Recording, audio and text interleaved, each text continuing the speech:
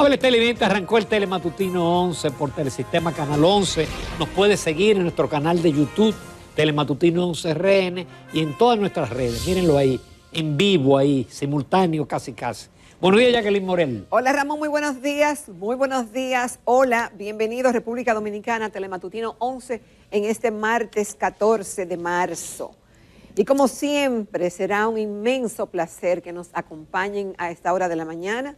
Vamos a comentar la actualidad, no se estresen demasiado, vamos a ver noticias, alguna hay que saberla, aunque no sea muy buena, para estar preparados y para estar informados. Hoy tenemos una entrevista muy especial, tenemos al ingeniero Modesto Reyes Fuerte, quien es presidente de la Oficina de Turismo de Intercambio Cultural y presidente de la Asociación Dominicana de Agencias de Intercambios Culturales. Hay muchísima gente interesada en este tema, jóvenes y adultos, de ir a otro país, aprender el idioma, poder trabajar, se puede trabajar también fuera de aquí en locaciones, se aprende idiomas, bueno, pero vamos a conocer todos esos detalles y además hoy, como cada martes, tendremos la participación de la doctora Luz Rosa Estrella en su segmento dedicado a la familia. Señores, sean todos bienvenidos. Exactamente, y con comentarios que probablemente usted no va a escuchar en otros programas. Recordamos el discurso del presidente Abinader el 27 de febrero. Él mencionó el caso del arroz y de que se creaba una comisión interinstitucional, porque ¿qué ocurre? El país firmó con el DERECAFTA, se adhirió en el gobierno de Hipólito Mejía, y ahí establecía una serie de desgravaciones de productos que poco a poco iban a bajar su arancel y que mientras tanto había una cuota que ha hecho rico a muchísima gente. ¿Qué ocurre? Que en el año 2025 el arroz americano que iba a entrar con impuesto cero frente a nuestros productores que tienen que pagar impuestos por los abonos, pesticidas, tractores, etcétera. Sencillamente va a quebrar el sector. En los días que tú estuviste fuera, Jacqueline, yo tuve de invitado al presidente de la Asociación de Productores de Arroz. Hace más de un mes y él daba la voz de alerta, porque aquí hay provincias que viven del arroz. Aquí hay más de 500 factorías de arroz y 300.000 empleos directos que dependen del arroz. Bueno, pues la mala noticia es que hoy se da cuenta que una carta de nuestra embajadora, Sonia Guzmán, dirigida a las autoridades de Estados Unidos, fue respondida diciendo que no están en condiciones de renegociar el tema del arroz, salvo que todo el mundo se ponga de acuerdo, es decir, los centroamericanos y todo el mundo. No dijeron no desde ya. Bueno, Ramón, a eso tiene muchas lecturas y muchas cosas. Primero, lo que pasa siempre en nuestro país, que no leemos las letras pequeñas y que nos adherimos y que si todo el mundo va por ahí, nosotros vamos por ahí. Tú muchas veces a lo largo de estos años haciendo Telematutino 11 nos ha dicho que debimos pensar mejor y hacer quizá como Costa Rica, que no se sumó al DERECAFTA. Algunos decían que si nos quedábamos fuera, pues nos quedábamos fuera de competencia. Pero ese era un tema que todos los dominicanos debimos habernos unido. Y yo recuerdo que en su momento decían que teníamos que aceptar y entrar. Pero como tú dices, entramos tarde. Ya los países centroamericanos habían hecho sus negociaciones. Pero hemos tenido todos estos años para pensarlo. Ese acuerdo entró en vigencia en el 2007, se firmó en el 2004 y ya ha llovido bastante como para organizar la casa. Se recuerda que quien hoy es embajadora ante los Estados Unidos, en Washington, fue la misma persona que en ese momento era ministra o era secretaria de Industria y Comercio, sí, Sonia Guzmán, que negoció ese acuerdo. Ella fue que llevó la voz cantante. Y ahora le toca recoger un poco de sus actuaciones porque a lo largo de los años, y le tocó a ella misma hacer ese reclamo, eso aparte no nos conviene. Ahora bien, el gobierno, si quiere, Ramón, por responsabilidad va a tener que hacer un sacrificio, porque hay muchas formas. Dice la prensa que ese arancel cero bajará la tasa arancelaria, que está en 23.76. En el 2024 bajará a 11.88. En el 2025 llegará a cero arancel. Entonces, obviamente que eso saca de competencia a los productores dominicanos. Sí, porque es que además los productores americanos están subsidiados, tienen tasa de interés sumamente baja. obviamente tienen mayor productividad que nosotros. Entonces vamos a tener un arroz barato, pero va a quebrar el sector. No es que no se puede dejar que quiebre. El gobierno va a tener ¿Tú sabes por qué? Porque lo vimos en la pandemia. Imaginemos que nosotros dependamos de arroz importado y que de repente hay una pandemia o hay algún tipo de problema y los Estados Unidos digan, no vendemos arroz porque lo necesitamos internamente. No, es que no podemos quebrar esas factorías. Eso no, jamás. Las que están instaladas dominicanas hay que protegerlas. Sacarla, que no paguen la seguridad social, Ramón, que busquen préstamos y que sean subsidiados como son subsidiados en Estados Unidos. Nos metimos ahí, por eso que firmar a nombre del país tiene muchas responsabilidades. Mira, y el país no se benefició grandemente, porque ya el país tenía la zona franca. Y realmente nuestra balanza con los Estados Unidos es negativa, salvo cuando tú metes el turismo. Y con Guatemala, con Costa Rica, ellos nos venden a nosotros más que nosotros a ellos. Eso ha sido cero mata cero. Sí, no ha sido un buen negocio para el país, pero yo pienso que todavía en los Estados Unidos hay instancias donde el gobierno tiene que acudir. Hay que acudir al Congreso, hay que acudir a nuestros congresistas. No nos van a hacer caso. Pero hay que echar la batalla en los Estados Unidos todavía. Porque es lógico, lo más cómodo es decir que no, pero ellos tienen que entender la situación de la República Dominicana. Pero Ramón, ellos van a decir también, ¿y por qué firmaron? ¿Dónde está la visión de ustedes? Después que tú firmas y después de decir que tú no puedes cumplir lo que tú firmaste, óyeme, hay que convencer muy bien a la contraparte para que eso pueda ocurrir. Entonces, no, pero eso no pasó y se logró. Cuando el país ingresó a la Organización Mundial de Comercio, lo hizo también sin firmar. Y entonces después se logró lo que se llama la rectificación de 7 artículos que entran bajo una cuota, pero que todavía no están en libre comercio. Pero no solamente el arroz, eso va a pasar con el pollo, eso va a pasar con el cerdo, eso va a pasar con una serie de productos en donde ellos subsidian, tienen baja tasa de interés y lógicamente son más productivos que nosotros. Pero eso es un problema que tenemos y que hay que, desde ya, el 25 está ahí a la vuelta de la esquina. Bueno. Cuando firmamos en el 2004 y el 2007, el 25, eso está lejísimo, no. Llegó el 25. Eso amerita dar para atrás, Ramón, y ver quiénes apoyaron el Derek Kafta en los términos en que se apoyó. Los empresarios fueron los primeros. Yo recuerdo que no solamente fue el gobierno de turno, todos los partidos hacían presión y que veían como un fracaso si la República Dominicana no ingresara. Pues hoy todos debemos buscar una solución porque ese sector arrocero que es tan importante para la economía dominicana y para todas las familias que dependen de él, tiene que el gobierno que darle alguna respuesta. No podemos dejar que se vaya a la quiebra. Eso jamás, así como ningún otro sector, por los errores que se cometen en los negociadores. Y mira, hubo muchos negociadores buenos ahí. Podemos invitar yo te voy a decir uno que ha venido al programa y que fue negociador del Derek Kafta. Vamos a invitarlo al programa. Sí. Lo que pasa es que el país se adhirió. Ya Centroamérica había negociado y nosotros simplemente nos sumamos. Pegamos. Por ejemplo, cuando México entró en el Tratado de Libre Comercio con Estados Unidos y Canadá, o los centroamericanos, ellos no entraron en nada con el tema del maíz. Porque el maíz para Centroamérica y México es lo que es la ropa para nosotros.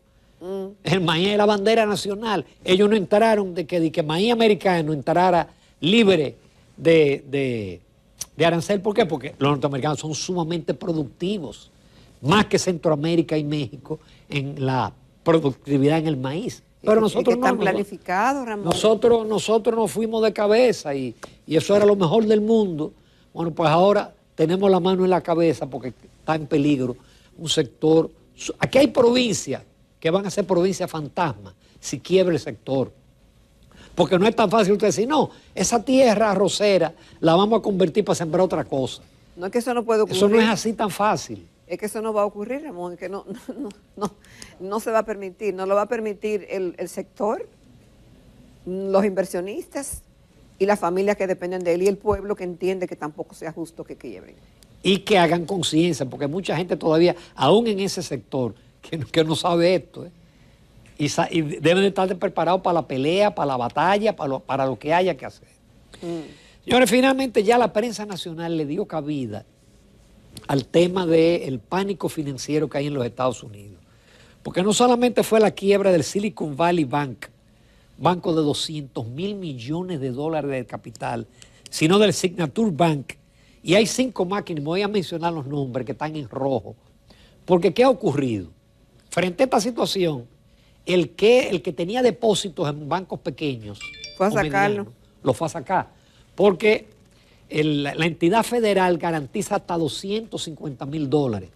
Como aquí se garantiza que 500.000, 600.000, allí 250.000. Pero los que eran accionistas de esos bancos también están sacando su dinero.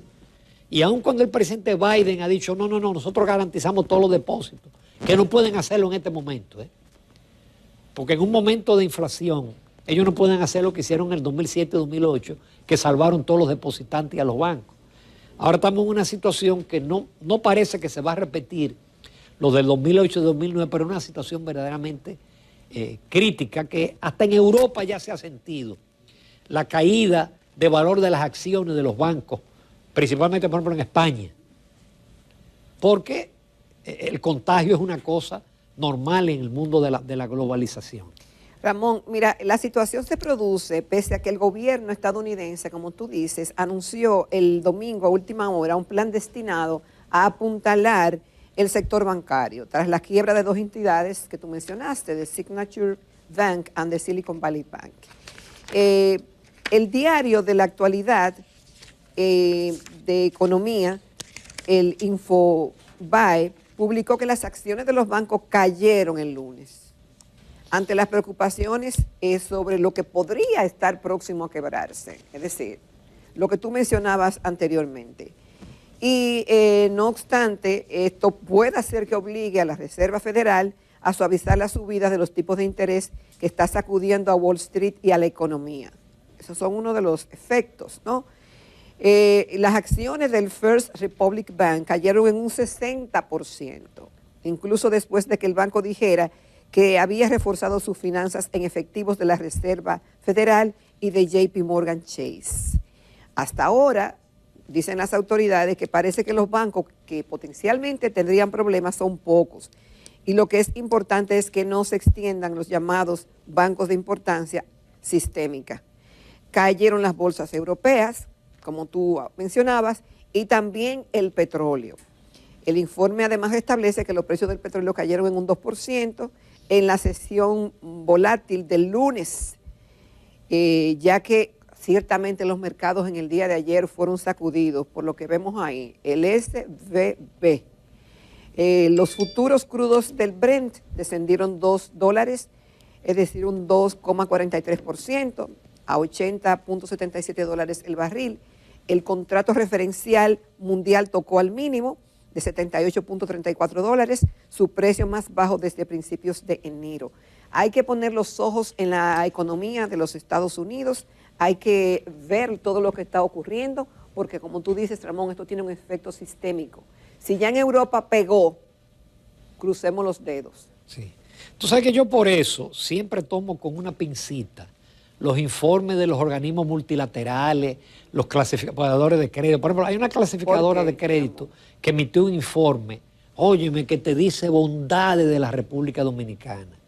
Y hay que tener cuidado, porque esa gente nunca vaticinan, nunca se adelantan. El Fondo Monetario dice ahora, vamos a estar alerta. Pero el Fondo Monetario siempre lo agarran fuera de base. La revista Forbes, hace apenas unos días, publicó que ese banco, el primero que quebró, que es la segunda quiebra más grande de los Estados Unidos, era un banco bien manejado. La revista Forbes. ¿Y dónde estaba la empresa clasificadora que le daba la calificación a ese banco? Son los primeros en emitir unos informes preciosos, pero nunca se dan cuenta, nunca se adelantan. ¿Qué pasó con ese banco? Ellos tenían más de 120.000 millones de pesos en instrumentos del Tesoro de los Estados Unidos, cuando la tasa de interés era casi cero. ¿Qué ocurre? Al subir la tasa de interés, muchos pequeños negocios y startups, se dice emprendedores, empezaron a sacar su dinero porque con la alta tasa de interés necesitaban capital. Y ellos se vieron obligados a vender esos 120.000 millones, pero tuvieron que vender por debajo de su valor, porque la tasa era casi cero y ahora la tasa es 5%. Ese es parte de los problemas de ese banco. Tú me dirás, ¿y aquí no pasa eso? No, porque aquí los bancos compran los instrumentos de Hacienda y del Banco Central y los venden la mayoría en el mercado secundario. Por ejemplo, hace un año y pico esos instrumentos pagaban 5, 6%, pero los bancos los disparaban más para adelante. Ahora esos instrumentos en la República Dominicana están en 14, en 15, y los bancos también lo adquieren, pero lo tiran más hacia adelante. Sí. Uno no entiende cómo un banco se montó en una posición así, de tanto dinero a una tasa de interés casi cero, instrumentos que vencen en 10 años. Y que si usted sale de ellos a la tasa cero, mientras la tasa es 5, tiene que quemarlo. Eso es parte de lo que ocurrió en ese banco, pero se van ahí muchos bancos pequeños. Ahora, Ramón, mira, el tema es que esos organismos internacionales que tú mencionas y esas entidades son los referentes que tenemos para tener una idea de cómo está la economía. Tú podrás decir que son datos que proporciona el gobierno, pero antes a esas mismas entidades emitían sus informes con datos que proporcionaban los gobiernos anteriores. Por lo tanto, ¿cómo podemos ver si estamos bien o cómo estamos? Por el ritmo de las inversiones, por el crecimiento de algunos sectores. Esa es la única forma de ver si realmente machea una cosa con otra. Lo que uno no puede aceptar como dogma de fe, que lo que esa gente dicen, no se equivocan. No. Porque es que ellos nunca han... Tú no has visto... la crisis del 2008-2009 fue el economista Noriel Rubini. Pero ni el Fondo Monetario, ni las empresas clasificadoras, ni el Banco Mundial. Nadie anticipó eso. Como nadie anticipó esto. Esto cogió de sorpresa la semana pasada, el jueves, cuando le retiraron 42 mil millones de dólares a ese banco. Nadie lo anticipó. Entonces, por eso yo digo que los informes, no ahora, no siempre, esos informes del Fondo Monetario, de las clasificadoras, con una pincita, a sabiendas de que ellos se pueden equivocar y de que usted tiene que tomar sus medidas interiores y protegerse, independiente de lo que le digan. Así es. Por otro lado, ayer salió un cuadro en el periódico Hoy, que no tuvimos tiempo de comentar, sobre el aumento del salario mínimo, que como vemos hay diferentes salarios mínimos. Por ejemplo, el de las grandes empresas sube de 21.000 a 24.150. Entonces, esto tiene dos lecturas. Por un lado, ese 19% no resuelve nada, porque la canasta básica hoy en día está casi en 26.000 millones. No, 26.000 pesos. Es decir que ese salario mínimo, el mayor, no compra la canasta básica. Pero ¿qué pasa? Que hay muchas pequeñas y medianas empresas que ese aumento va a ser mortal, porque sus ventas han disminuido por efecto de la ralentización de la economía. La economía está ralentizada, apenas creció 0.4 en enero, entonces ese aumento significa un tablazo para algunas empresas, pero para fines del trabajador ya los precios los ajustaron en los supermercados. Mira, hoy hay un artículo muy interesante con respecto a este tema que lo hace Ariel Jiménez, economista y fue ministro en el pasado gobierno. Y él, con el titular, bienvenido sea el aumento de salarios, y hace un desglose de lo que el salario significa, lo elogia, lo ve como bueno, y que es una excelente noticia para la familia dominicana que ha visto mermar el poder adquisitivo ante la subida de los precios de los últimos años. Eso siempre y cuando no se traspasen, y eso es lo que hemos ido mencionando cuando hablamos de este tema. Las grandes empresas, Ramón, suben los precios, y si son de servicios, aumentan los servicios. Pero las pequeñas empresas no tienen para dónde coger, y las micros tampoco. Entonces, para quedarse con la misma nómina, o tienen que despedir personal, o tienen simplemente que cerrar. Y Ariel recomienda que hay medidas que tienen que ir en apoyo a las micro y pequeñas empresas formales dominicanas, que pudieran discutirse, entre otros elementos, incrementar su participación en las compras estatales, la que pueden hacerlo, en montos a pequeños y en montos a mediano plazo, la absorción del costo de la seguridad social durante un año, implementación de un programa de factoring para las facturas con clientes que pagan con retraso, creación de fondos de garantía para facilitar mayor y más barato acceso a crédito, entre otras. Lo cierto es que la pequeña empresa y la microempresa, Ramón, están llamadas ciertamente a desaparecer, a cerrar sus puertas, si el gobierno no acude en su auxilio, porque no puede con ese aumento realmente. Sí. Yo en parte estoy con el artículo de Juan Ariel. Ahora, él es muy optimista en el sentido de que no van a aumentar. No, es que aquí el empresario le gusta ganar mucho. Fíjense que los precios a nivel mundial cayeron. Hoy en día el índice de alimentos de la FAO está al nivel más bajo que en abril del año 22. El petróleo hemos visto que se ha desplomado. Ya los contenedores, su precio está igual que antes de la pandemia. Es decir, todo ha bajado a nivel mundial, para aquí no. El gas de cocina, el aceite vegetal que costaba 200, sigue costando 400. Y cuando te dicen, no, que la inflación bajó, no. Los precios siguen subiendo. No, Ramón, y ahora vemos, tú ves, hasta el Marbete ahora se ha privatizado. No, el Marbete no, la inspección, lo que se llama la revista. Sí. Y además del Marbete, tú vas a tener un tablazo por la revista. Mira, eso y tú me dirás, ay, pero eso no es nada, son 2.000 o 3.000 pesos más. Hugo Vera, eso sí es. Hugo Vera tiene una rueda de prensa que yo no puedo ir. Demasiado compromiso. Mira, eso no lo van a poder hacer. Porque eso representa un tablazo. Es un tablazo. Dice el presidente del Colegio de Abogados que eso implica entre 3.000 y 15.000 pesos dependiendo del vehículo. Porque no es solamente ya la revista, que era como 1.500 pesos para los vehículos viejos y 3.000 para los vehículos nuevos, sino que es una revisión y usted tiene que ir a un taller. Eso está muy bonito, pero en estos momentos usted meterle miles de pesos a un vehículo que usted no puede pagarlo. Exacto, o a un motor, o a un motoconcho, o a un carro público. Olvídese que eso, Hugo Vera, eso es imposible. Y además que lo privatizaron, Ramón. Sí, también. Lo privatizaron. Sí, tremendo negocio. Tremendo negocio para quien va a hacer ese chequeo. Entonces, hay muchas cositas porque te privatizan por allí, te ponen por acá y realmente seguimos con un tablazo. Todo en aumento. Por otro lado, la sequía. Uno siempre estimula a la gente. Mire, hay quien dice que báñese menos, no lave los carros. Pero también el gobierno tiene que acudir a los barrios con tanques de agua. Hay barrios que están pasando situaciones difíciles y no pueden comprar un tanque de agua. Ramón, es por botellones que le están comprando. De que, ¿cómo me baño? Tengo que comprar 5 botellones para bañarme. Pero un botellón cuesta casi 100 pesos. Y óyeme, y hay personas, ayer los relajados hicieron Oye, que el baño está caro. Mira, ayer hicieron un meme con un vending machine de esa máquina que venden refrescos, papitas y cosas, de que un buchito de agua, tanto. De que agua para un baño de gato, tanto. Agua para bañarse entero, tanto. Y el tipo con el dinero y con una llavecita. La verdad es que es preocupante la situación.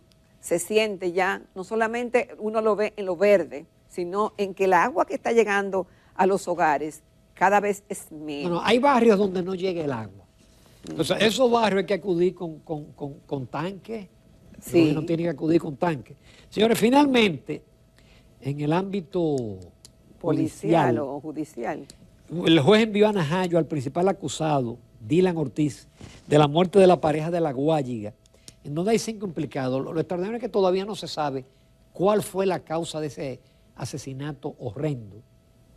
La ventaja de las cámaras muestran a este Dylan, donde él compra todos los implementos para torturarlos en una ferretería.